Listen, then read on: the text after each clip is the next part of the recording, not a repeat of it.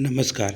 स्वागत है आपका हमारे YouTube चैनल एजुकेशन हब 088 पर।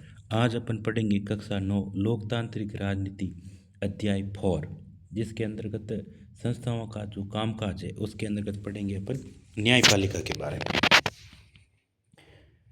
इस बार भी हम सरकारी आदेश को उसी कहानी पर लौटते हैं जिससे हमने शुरुआत की थी। इस बार हम कहानी को याद नहीं करेंगे, बस ये कल्पना करेंगे कि यह कहानी कितनी अलग हो सकती थी।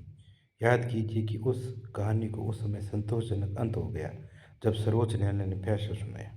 यानी सर्वोच्च न्यायालय के द्वारा फैसला सुनाए जाने के बाद सभी ने उसको क्या कर लिया था, स्वीकार कर लिया। अब कल्पना कीजिए कि निम्न परिस्थितियों में क्या होता अगर देश में सर्वोच्च न्यायालय नहीं होता। सर्वोच्च न्यायालय के द्वारा सरकार की कार्रवाई को आंकने का अधिकार नहीं होता उनके पास में। उसे अधिकार होता लेकिन सर्वोच्च न्यायालय से कोई निष्पक्ष न्याय की उम्मीद नहीं रखता। भले ही वह निष्पक्ष फैसले सुना देता लेकिन सरकार के आदेश के खिलाफ करने वाला उसके फैसले को नहीं मानता। इसी वजह से लोकतंत्र के लिए स्वतंत्र और प्रभावशाली न्यायपालिका की जरूरत मानी जाती है। यानी न्यायपालिका कैसी है? स्वतंत्र है और प्रभावशाली। देश के विभिन्न स्तर पर मौजूद अदालतों को सामूहिक रूप से न्यायपालिका कहा जाता है। यानी देश के अंतर्गत विभिन्न स्तर के अंदर राज्य जिला स्तर पर मौजूद जो अदालतें हैं उनका जो सामूहिक समूह है उसको अपन क्या कहते हैं? न्यायपालिका।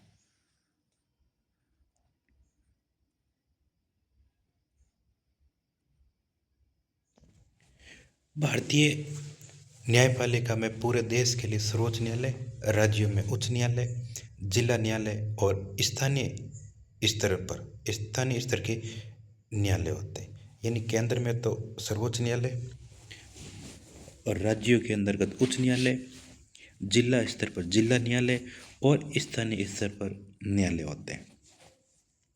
और भारत में न्यायपालिका एकीकृत है। भारत में न्यायपालिका किस प्रकार की पाई जाती? एकीकृत पाई जाती। यानी सर्वोच्च न्यायालय, राज्यों में उच्च न्यायालय, जिला न्यायालय और स्थानीय स्तर पर न्यायालय। यानी ये पूरी की पूरी एकीकृत व्यवस्था है। इसका मतलब यह है कि सर्वोच्च न्यायालय देश के न्यायिक प्रशासन को नियंत्रित करता है। कहा गया है कि भारत में न्यायपालिका एकीकृत है। अब इस एकीकृत का अर्थ क्या हो गया कि सर्वोच्च न्यायालय देश के जो न्यायिक प्रशासन है को नियंत्रित करता है। देश की सभी अदालतों को ये फैसला मानना होता है, वह इसमें किसी भी विवाद की सुनवाई कर सकता है। यानी सर्वोच्च न्यायालय के द्वारा जो फैसला सुनाया जाता है वो सभी अदालतों को मानना पड़ता है। यानी सर्वोच्च न्यायालय ने अगर कोई फैसला सुना दिया तो वो उच्च न्यायालय, जिला न्यायालय, अधीनस्थ न्यायालय और स्थानीय स्तर पर जो भी न्यायालय उन सभी को वो मानना पड़ता है। वह इनमें से किसी भी विवाद की सुनवाई कर सकता है। यानी सर्वोच्च न्यायालय निम्न में से किन किन विवादों की सुनवाई कर सकता है? जैसे देश के नागरिकों के बीच कोई विवाद उत्पन्न हो जाए तो उसकी सुनवाई कर सकता है। नागरिक और सरकार के बीच में अगर कोई विवाद उत्पन्न होता है उसकी भी सुनवाई कर सकता है।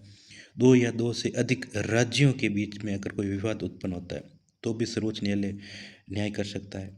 और केंद्र और राज्य के बीच में विवाद उत्पन्न होता है तो भी ये मामले सर्वोच्च न्यायालय के पास में जाते हैं। यह फौजदारी और दीवानी मामलों में अपील के लिए सर्वोच्च संस्था है। यानी अगर फौजदारी मामला हो या दीवानी मामला हो, इन दोनों में अपील के लिए जो सर्वोच्च संस्था है वो कौन सी है? सर्वोच्च न्यायालय। यानी सर्वोच्च न्यायालय के अंतर्गत अपन फौजदारी और दीवानी मामलों से संबंधित अपील कर सकते हैं। यानी ये केंद्र में स्थित है, ये लास्ट स्टेज है। ये उच्च न्यायालय के फैसलों के खिलाफ सुनवाई भी कर सकता है। मान लो अगर उच्च न्यायालय ने कोई फैसला दे दिया तो उसके खिलाफ अपन सर्वोच्च न्यायालय में भी जा सकते हैं। न्यायपालिका की स्वतंत्रता का मतलब यह है कि वह विधायिका या कार्यपालिका के नियंत्रण में नहीं है। आपसे पूछे न्यायपालिका की स्वतंत्रता का मतलब है तो आपको लिखना है कि वह विधायिका हो या कार्यपालिका इनके नियंत्रण में नहीं है। ये अपना कार्य स्वतंत्र तरीके से करती है। न्यायाधीश सरकार के निर्देश या सत्ताधारी पार्टी की मर्जी के मुताबिक काम नहीं करते। यानी ये सत्ताधारी जो पार्टी है उनकी मर्जी के मुताबिक ये कार्य नहीं करते, उनके निर्देश से भी कार्य नहीं करते। इसी वजह से सभी आधुनिक लोकतंत्र में अदालतें विधायिका और कार्यपालिका के अधीन नहीं होती। यानी ये बिल्कुल स्वतंत्र है, अपने जो भी फैसले हैं वो स्वतंत्र तरीके से लेती है, बिल्कुल निष्पक्ष फैसले सुनाती है। भारत ने इस लक्ष्य को हासिल किया है। राष्ट्रपति सर्वोच्च न्यायालय और उच्च न्यायालय के न्यायाधीशों को प्रधानमंत्री की सलाह पर एवं सर्वोच्च न्यायालय के मुख्य न्यायाधीशों के मशवरे से नियुक्त करते हैं। यानी सर्वोच्च न्यायालय के मुख्य न्यायाधीश और उच्च न्यायालय के जो मुख्य न्यायाधीश है उनकी नियुक्ति राष्ट्रपति के द्वारा की जाती है। व्यवहारिक तौर पर अब इस व्यवस्था में सर्वोच्च न्यायालय के वरिष्ठ न्यायाधीश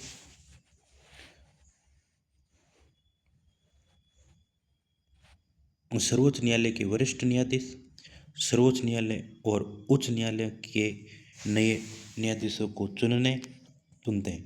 इसमें राजनीतिक कार्यपालिका की दखल की गुंजाइश बेहद कम होती है। यानी इसमें यह कहा गया है कि अगर अब वर्तमान में एक कॉलेजियम पद्धति है, उस कॉलेजियम पद्धति के आधार पर वरिष्ठ न्यायाधीश या कह सकते हैं अपन इन न्यायाधीशों की नियुक्ति की जाती है। सर्वोच्च न्यायालय के सबसे वरिष्ठ न्यायाधीशों को ही अमूमन मुख्य न्यायाधीश नियुक्त किया जाता है। यानी जो सर्वोच्च न्यायालय का मुख्य न्यायाधीश नियुक्त किया जाता है ना, वो अधिकतर वरिष्ठ न्यायाधीश ही होता है। यानी उनको कार्य का अनुभव ज़्यादा होता है, वरिष्ठ होते हैं। एक बार किसी व्यक्ति को सर्वोच्च न्यायालय या उच्च न्यायालय का न्यायाधीश नियुक्त करने के बाद उसे उसके पद से हटाना लगभग असंभव है।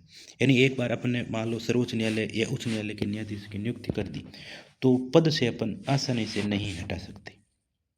किसी भी न्यायाधीश को संसद के दोनों सदनों में अलग अलग 2/3 बहुमत से अविश्वास प्रस्ताव पारित करके ही हटाया जा सकता है। यानी इनको हटाने की एक विशेष प्रक्रिया पाई जाती है, जिसके अंतर्गत संसद के दोनों सदन अगर 2/3 बहुमत से वो अविश्वास प्रस्ताव पारित कर देते हैं, तब जाकर अपन न्यायाधीशों को अपने पद से हटा सकते हैं। भारतीय लोकतंत्र में ऐसा अभी नहीं हुआ। यानी भारतीय लोकतंत्र के अंतर्गत ऐसा कभी नहीं हुआ कि भाई न्यायाधीशों को अपने पद से अविश्वास प्रस्ताव के द्वारा हटाया गया। भारत की कार्यपालिका दुनिया की सबसे अधिक प्रभावशाली न्यायपालिका में से एक है। सर्वोच्च न्यायालय और उच्च न्यायालय को देश के संविधान की व्याख्या का अधिकार है। अगर आपसे पूछे भाई देश का जो संविधान है उस संविधान की व्याख्या करने का अधिकार किसको है, तो सर्वोच्च न्यायालय और उच्च न्यायालय को। अगर उन्हें लगता है कि विधायिका का कोई कानून या कार्यपालिका की कोई कार्रवाई संविधान के खिलाफ है तो वह केंद्र और राज्य स्तर पर ऐसे कानून या कार्रवाई को अमान्य कोशिश कर सकता है। यानी विधायिका के द्वारा कोई भी कानून बनाया गया हो या कार्यपालिका की कोई भी कार्रवाई जो संविधान के खिलाफ हो, तो केंद्र और राज्य स्तर पर ऐसे कानून या कार्रवाई को अमान्य घोषित कर सकता है। यानी अगर कोई कानून बन गया जो जनता के हितकारी नहीं है, तो उसको वो सर्वोच्च न्यायालय रद्द भी कर सकता है। किसी कानून या कार्यपालिका की कार्रवाई को चुनौती मिलती है तो उसकी संवैधानिक वैधता तय करते हैं। यानी भाई वो संवैधानिक वैध है या नहीं है, कार्यपालिका या कह सकते हैं अपने विधायिका के द्वारा जो कानून बनाए गए हैं उनको संवैधानिक वैधता तय करने का जो अधिकार है वो सर्वोच्च न्यायालय के पास में है। इसे न्यायिक समीक्षा के रूप में भी जाना जाता है। भारत के सर्वोच्च न्यायालय ने यह भी फैसला दिया है कि संसद संविधान के मूलभूत सिद्धांतों को बदल नहीं सकती। यानी सर्वोच्च न्यायालय ने यह भी फैसला दिया है कि संसद के द्वारा संविधान के जो मूलभूत सिद्धांत है उसमें किसी भी प्रकार का कोई भी बदलाव नहीं कर सकती। भारतीय न्यायपालिका के अधिकार और स्वतंत्रता उसे मौलिक अधिकारों के रक्षक के रूप में भी काम करने की क्षमता प्रदान करती है। यानी व्यक्तियों की जो मौलिक अधिकार है उन मौलिक अधिकारों की रक्षा करने का भी कार्य किसका है, सर्वोच्च न्यायालय का। अब नागरिकों के अधिकार वाले अध्याय में देखेंगे कि नागरिकों को संविधान में मिले अपने अधिकारों के उल्लंघन के मामले में इंसाफ पाने के लिए अदालतों में जाने का अधिकार। अब आगे बात करेंगे अपन कि भाई जो नागरिकों के मौलिक अधिकार है, अगर मौलिक अधिकारों का उल्लंघन होता है तो वे कहाँ जा सकता है, अदालत के अंतर्गत अपने मौलिक अधिकार को प्राप्त करने के लिए जा सकता है। हाल ही के वर्षों में अदालत ने सार्वजनिक हित और मानव अधिकारों के संरक्षण के लिए विभिन्न फैसले और निर्देश दिए हैं। सरकार की कार्रवाई से जनहित को ठेस पहुंचने की स्थिति में कोई भी अदालत में जा सकता है। यानी अगर सरकार के द्वारा कोई कार्रवाई की जा रही है और इससे जनहित को अगर ठेस पहुंचती है तो आप न्यायालय के अंतर्गत जा सकते हो। इसे जनहित याचिका भी कहते हैं। अदालतें सरकार को निर्णय करने की शक्ति के दुरुपयोग से रोकने के लिए हस्तक्षेप करती है।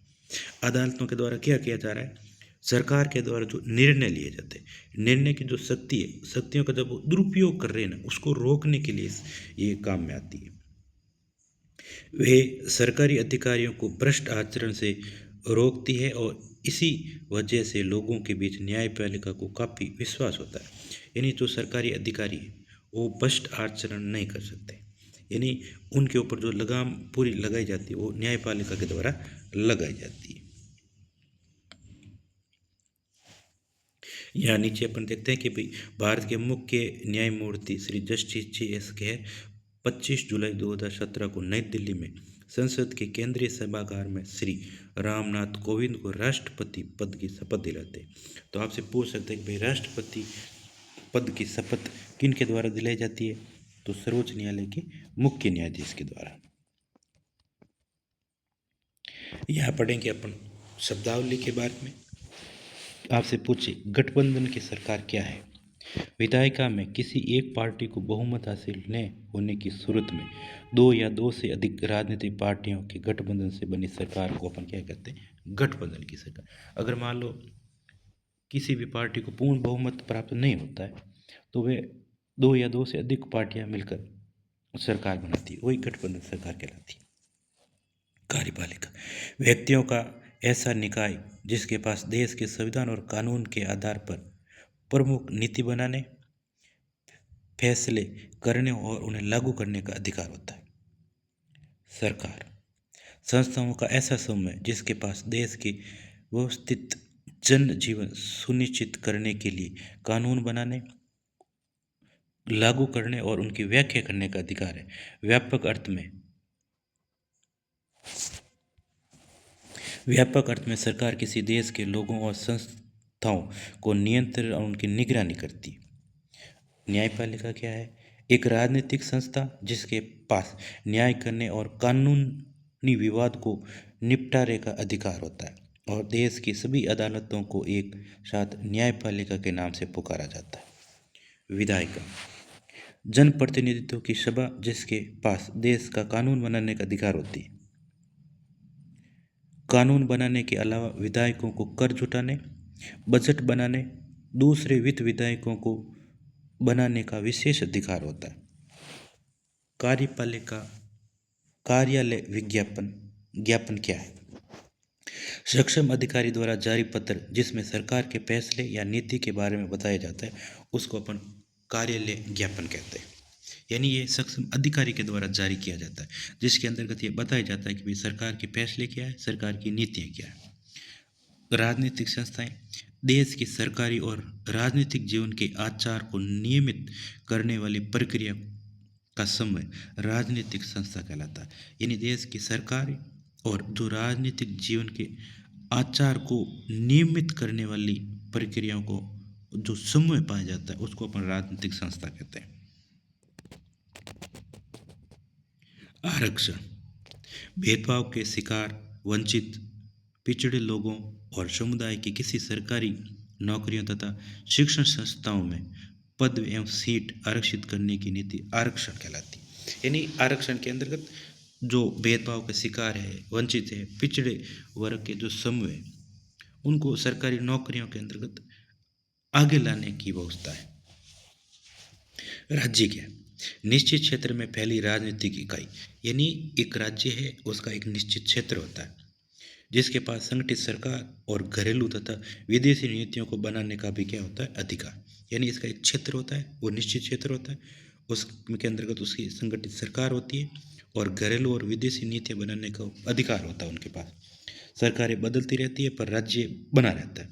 सरकार बदल जाएगी लेकिन राज्य की जो स्थिति है वो बनी रहेगी। बोलचाल की भाषा में देश, राष्ट्र और राज्य को समानार्थी के रूप में भी प्रयोग किया जाता है। राज्य शब्द का एक अन्य उपयोग किसी देश के अंदर प्रशासनिक इकाई या प्रांत के रूप में भी किया जाता है। यानी राज्य शब्द का एक अन्य नाम अपन इसको प्रांत के रूप में भी जान सकते हैं।